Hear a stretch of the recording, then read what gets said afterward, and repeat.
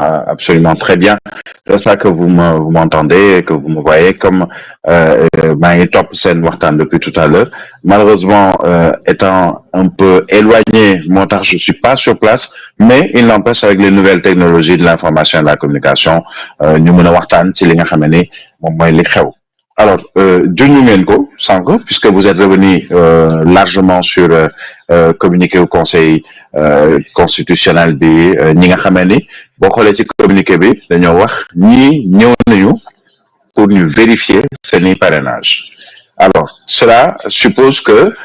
waxaguñu ñi dem nañu ñi bokk nañu ñi duñu bokk, puisque il y a d'autres étapes yoo xamee ne moom moo ciy topp. Mais le fait que ñu wax ni ñii ñoo ñëw am na kenn ko absenté, absence am joxe na raison wala joxewul raison, comme absenté na finalement ci nii lañ koy doxalee wala nële lañ koy doxalee, ça veut dire concernant notamment Ousmane Sonko et son mandataire, l'affaire c'est que kooku par exemple di Maître Ciré Clédor Ly que j'ai eu au téléphone en début de soirée, la mu wax mooy ni dafa feebar ba am feebar boo xam ne xaw na ko sonal, moo tax mu jula ñëw pour dem def li nga xam ne moom mooy vérification parrainage di benn élément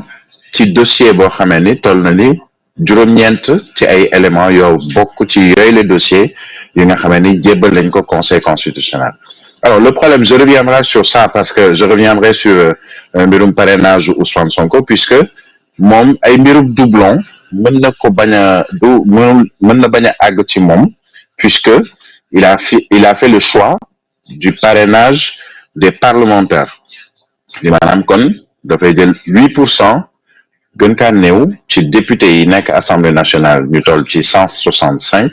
pour ñooñu parrainé ko. ñu ne loolu moom def boobu la jëlul option parrainage bi nga xamee ni ci wàllu vérification moom mooy faral di indi ay doublon. Amadou Ba, premier ministre nekk candidat aux coalition Benno Bokk Yaakaar, a lui opté pour le parrainage des élus locaux, muy maire, président conseil départemental wala conseil départementaux, ñooñu la jël te ñu ne ko ci juróomi téeméer et quelque war nga cee am minimum 120, moom mu génne yooyu les 120 pour parrainage su boppam. Donc loolee beneen étape la boo xam ne ñooñu pour ñu waxu doublon mënul nekk, mais dafa am leneen ci biir parrainage bi loo xamee ni ci la ñu koy wane mooy est-ce que bind bi baax na, est-ce que numéro d'identification nationale bi baax na, est-ce que date d'expiration bi bu carte d'identité CEDEAO bi baax na, est-ce que am nañu sañ-sañu voté ci boobu les bërëb ak yooyu. Loolu mooy doon ñoom li nga xamee ni moom la ñuy xool surtout ci seen wàllug ay parrainage. Donc ça, tout ça jëm ci xëccoo pëccëxoo bañ a am, puisqu'ils ont choisi au niveau du Conseil constitutionnel le tirage au sort qui s'est effectué ce vendredi, et après ce tirage au sort ñu ne léegi benn par benn ba ngeen mët juróom-ñeent fukk ak ñett muy 93 da ngeen di ñëw lu ko dalee tey samedi ba boo xoolee vendredi mooy le 5 mooy doon le dernier jour ci yoon, puisque ci lu ñu defee tirage au sort bi ka ñu waroon a mujj xool saytu ay parrainage am mooy ay dëmbooj. Alors mu am changement bu ci am, puisque le mandataire de Ousmane Sonko n'est pas venu aujourd'hui, te comme ñëwul mënuñu toog di ko xaar ba heure bu muy tane wala heure bu muy ñëw, dañuy continuer dérouler ba dem nag ba que mujj ci wàllu parrainage wala ci wàllu parrainage, à savoir madame le docteur Aïda Mbodj, bu ñu pare ci parrainage am moom ci la ñuy doog a jëlaat ka absenté woon. Donc ça veut dire que si demain ñu convoqué woon suba wala gannaaw suba wala mardi wala mercredi dafa am ñu ci absenté, ce sera la même chose. Ko absenté dañ lay teg ci que mujj ci parrainage yi ka ñuy saytu ay parrainage am ci wàllu vérification. Donc ça c'est assez clair ci wàllu woowu. Alors là où je veux insister, on parlait tout à l'heure de ceux qui sont exclus wala ñi nga xamee ni exclu bi c'est pas définitif, puisque l'ancien premier ministre Cheikh Hadjibou Soumaré l'a rappelé, yoon moo ko may dans les 48 heures bu ñu ko éliminé ci wàllu parrainage, dans les 48 heures mu indiwaat boobu les pièces bu dossier wu candidature am pour wane ni éliminer bañ ko éliminer ci wàllu parrainage am na moom possibilité remplacer joxe fichier boo xamee ni la ca nekk ay mbirum doublon du ci am. Je vous donne un cas de figure boo xamee ni li ñu naan jurisprudence de fi amoon en 2019 où El Hadj Malick Gakou a subi cela ñu ne ko say parrainage baaxul dàq ko mu dellu siwaat ñu ne ko malheureusement yi nga indiwaat baaxul ñu gis ku mel ni Bougane Gueye Dany également en 2019 qui a subi la même chose kon am nga possibilité yow mi ñu dàq en tant que candidat à la candidature sur le parrainage ou écarté par le parrainage ni ñu koy bindee ñoom am nga possibilité revenir pour dire je reviens avec un nouveau fichier ou un fichier qui a été mis à jour avec les bonnes inscriptions, peut-être avec de bons parrains. Et quand je reviens, c'est pour cette fois-ci faire valider samay parrainage. C'est également risqué pour ñenn ñi parce que diggante bi il y a leneen lu bees lu ci am et c'est ça l'objet surtout de cette édition spéciale. Ce trafic de cartes CEDEAO à l'origine de l'échec de certains. Je pense que ak Paoma, vous avez montré tout à l'heure des images. Images où ay cartes d'identité biométrique CEDEAO yoo xamee ni ay Sénégalais ñoom ñoo ci ne. Dans les images de ces cartes d'identité biométriques CEDEAO que j'ai là par exemple sous les yeux lañ cay wone mooy dafa am ay Sénégalais yoo xamee ni dañoo jël seeni carte d'identité CEDEAO tuddee slide bi puisque dañu ko jël ci benn ay fichier PDF ñu slide bu 2017 boo xoolee carte d'identité yëpp je pas Omar bu fekkee ni tu peux peut-être nous montrer l'image de ces cartes d'identité peut-être floutées li tax ñu koy flouter c'est juste parce que on veut préserver li ñu naan les données personnelles parce que mbirum parrainage ça c'est aussi un autre point mbirum données personnelles daf si poser problème moo tax ñu bari di ci wax parce que ka ngay joxe turam santam joxe carte d'identité kon ak daanaka inscription yëpp moom carte d'identité mais parrainage moom moo indi ba nga war ko mën a fësal. Alors dans cette image là boo xoolee pratiquement par ordre alphabétique ñuy sant Keita ñi sant Koté ñi sant Kouaté ñi sant Kaba ñu xool ñu sant Touré ak ñeneen ñu jël recto et verso de leur carte d'identité CEDEAO. Recto et verso carte d'identité CEDEAO pour au moins plusieurs milliers de Sénégalais lañ ci am ñun ci wàllug ay éléments yenn ñi ñu jël boo xoolee ils ont leur nouvelle carte d'identité dañu inscrire 2017 avant la présidentielle de 2019 ndax boo xoolee ñoom ñëpp seen date d'expiration si seen carte d'identité bi nekk au verso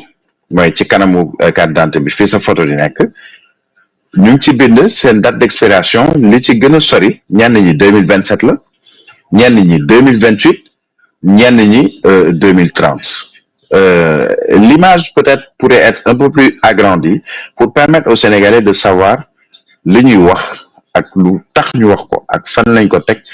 te indi firnde ci lan moo waral ñenn ñi ñu écarté leen ci ay mbirum doublon. On a entendu il y a quelque temps yàggul jàpp koo xamee ne la mu bëggoon mooy jaay ay maanaam fichier électoral mais gis nga lii ñu wane nii avec ces cartes d'identité ça prouve la véracité de cette information que am na ñu doon jaay fichier électoral wala ñuy jaay ay carte d'identité carte d'électeur CEDEAO pour permettre à certains qui sont à la recherche de parrain d'avoir justement lu ñu woowee seeni parrainage. Alors dans cette affaire la ci fës wala liñ ci mën a jàpp mooy ni am na peut-être si ñi nga xam ne ñoom ñooy candidat à la candidature seeni mandataire wala seeni équipe yu ñuy déployer sur le terrain ñoo xamee ni ils ont fait dans la facilité maanaam qui sont allés acheter ces cartes d'identité ou ces fichiers avec les cartes d'identité recto verso lan la ñu def dañoo jël seeni feuille de parrainage ou fiche de parrainage dend ak moom jël seen ordinateur à gauche wala à droite dend ak moom ci yooyu la ordinateur ñu def ci toutes les photos recto verso des cartes d'identité CEDEAO, des cartes d'identité numérique CEDEAO, ils ne font que finalement recopier. damay joxe benn exemple ci benn tour boo xamee ne je vais cacher peut-être son je dis le nom mais je cache le prénom ñu bind ku ci mel ni Abdoul Aziz Ndiaye plutôt je vais cacher sa date de naissance boobu la Abdoul Aziz Ndiaye ñu ne la il est c'est un homme donc sexe masculin taille 175 centimètres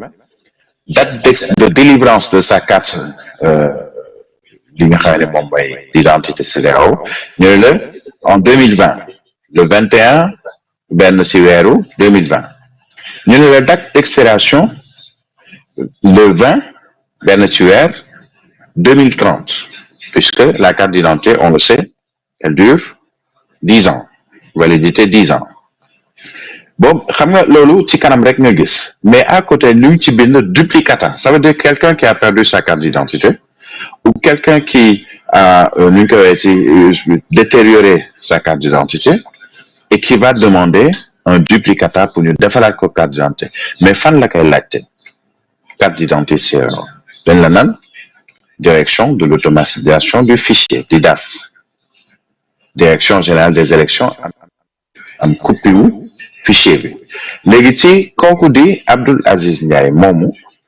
nga xamee ni 1m75 le mooy taxawaayam carte d'identité ñu jox ko le 21 benn weer 2020 mu war a jeex le 20